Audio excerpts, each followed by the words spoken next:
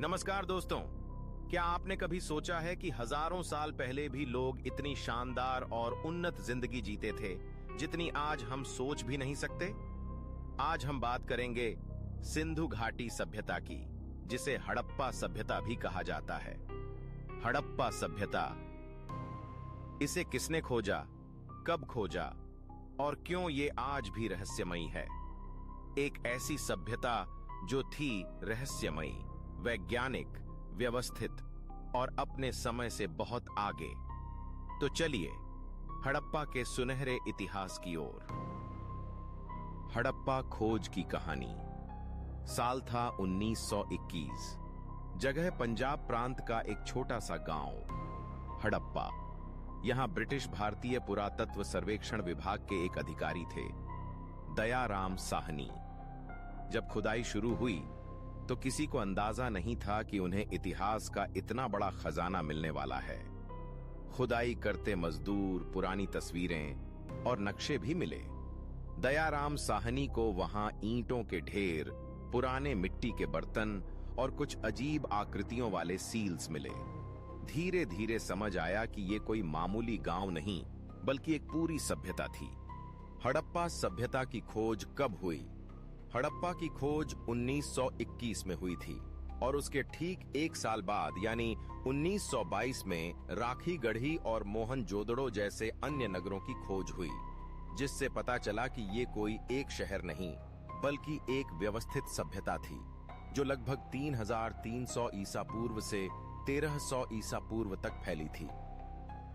हड़प्पा, मोहनजोदड़ो और लोथल क्या थे?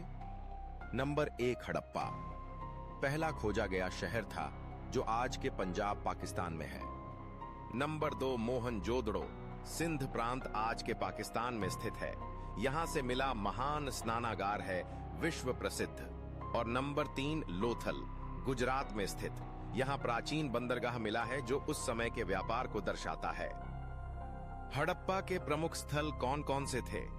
नंबर 1 पर है हड़प्पा, पाकिस्तान में है। यह औजार और ग्रेनरी के लिए जाना जाता है।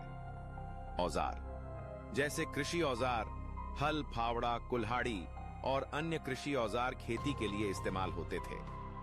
निर्माण औजार जैसे कि कट्टर, पत्थर की कटाई और ईंटों की व्यवस्था के लिए इस्तेमाल होते थे। शिल्पकारी औजार जैसे कि कुम्हार का चाक, धातु के काम और आभूषण बनाने के लिए इस्तेमाल होते थे। ग्रेनरी अनाज भंडारण, ग्रेनरी जिसे अन्नागार या बखारी भी कहा जाता है, अनाज को संग्रहित करने के लिए इस्तेमाल किए जाते थे। संरचना वे अक्सर बड़ी ईंटों से बने होते थे और अनाज को संरक्षित रखने के लिए रणनीतिक रूप से रखे गए वायु नलिकाओं के साथ बनाए जाते थे। उदाहरण, हड़प्पा में एक विशाल अन्नागार पाया गया था जो एक ऊंचे मंच पर बनाया गया था ताकि इसे बाढ़ से बचाया जा सके। नंबर 2 पर है मोहनजोदड़ो। मोहनजोदड़ो आज के समय में पाकिस्तान के सिंध प्रांत के लरकाना जिले में स्थित है। यह महान स्नानागार के लिए जाना जाता है। मोहनजोदड़ो में महान स्नानागार सिंधु घाटी सभ्यता के एक महत्वपूर्ण सार्वजनिक स्नानागार है। यह एक विशाल आयताकार टैंक है जिसका इस्तेमाल शायद अनुष्ठानिक स्नान के लिए किया जाता था। महान स्नानागार के बारे में कुछ मुख्य बातें। आकार, यह लगभग 11.88 मीटर लंबा, 7 मीटर चौड़ा और 2.43 मीटर गहरा है।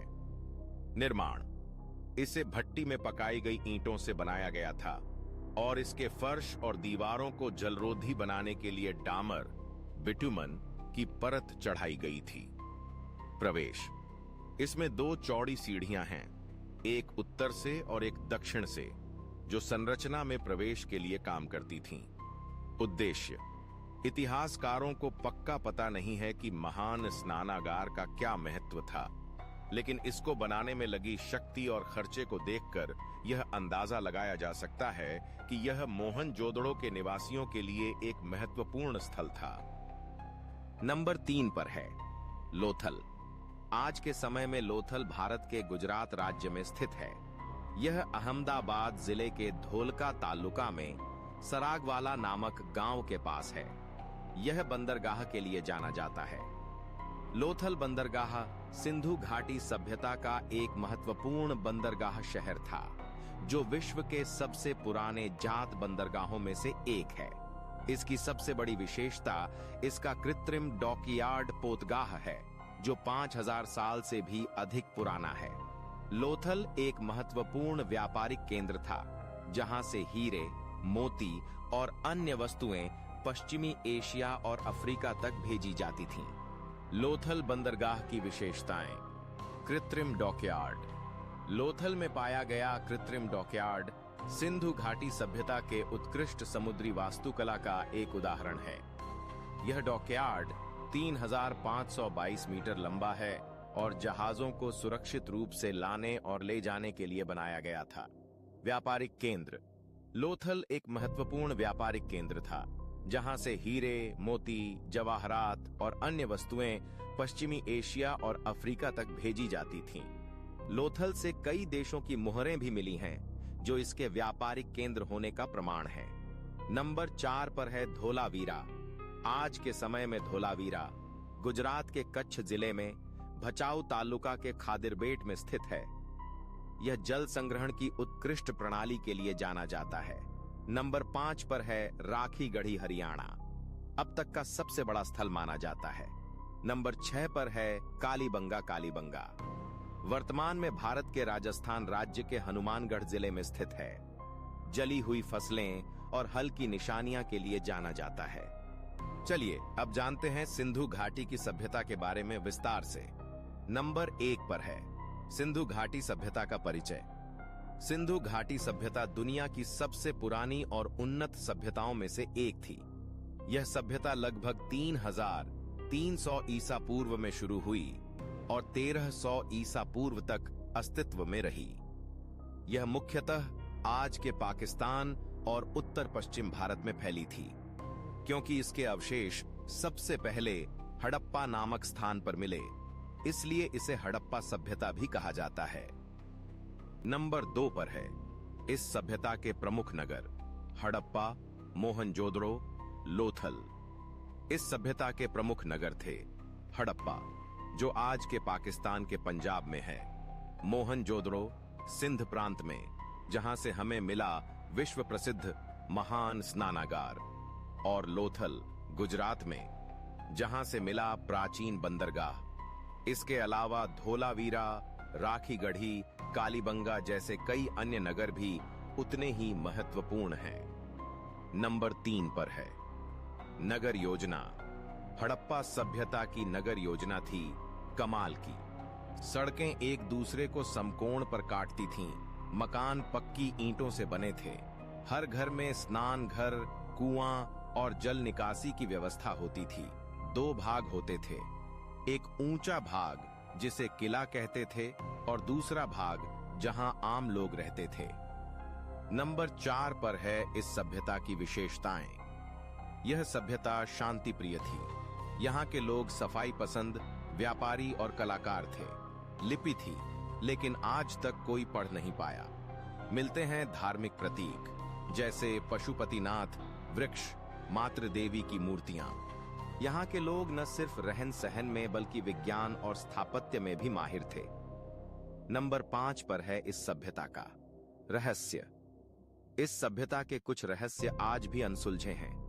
इनकी लिपि अब तक कोई नहीं पढ़ पाया। किसने शासन किया, राजा, सभा या पंचायत? कोई प्रमाण नहीं। क्या युद्ध होते थे? शायद नहीं, क्योंकि कोई हथियार या किला नहीं मिला।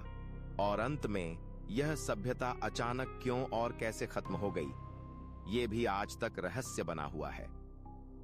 नंबर 6 पर है इस सभ्यता का पतन कैसे हुआ। लगभग 1900 ईसा पूर्व के बाद इस सभ्यता का पतन शुरू हुआ।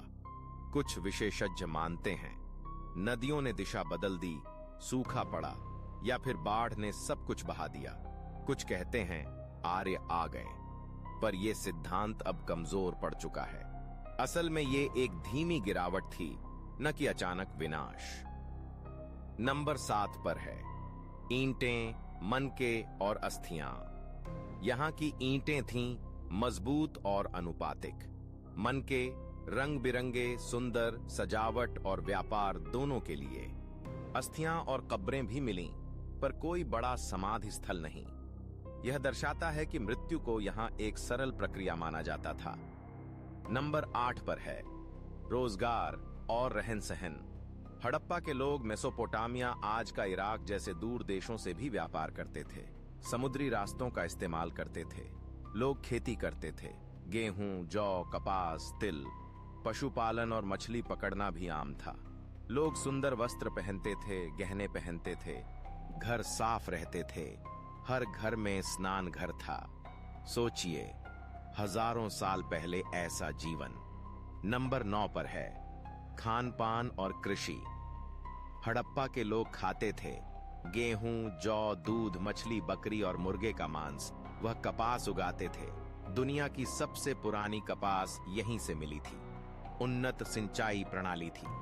पानी की बूंद बूंद का उपयोग। कहां कहां फैली थी यह सभ्यता? यह सभ्यता फैली थी पाकिस्तान के सिंध, पंजाब, बलूचिस्तान में और भारत के गुजरात, हरियाणा, राजस्थान, पंजाब, उत्तर प्रदेश में। अब तक 1400 से ज्यादा स्थल खोजे जा चुके हैं इसके। नंबर 11 पर है इस सभ्यता की जनसंख्या। कितनी थी? मोहनजोदड़ो की जनसंख्या थी लगभग 40,000 और पूरी हड़प्पा सभ्यता में अनुमानित 10 से 50 लाख लोग रहते थे।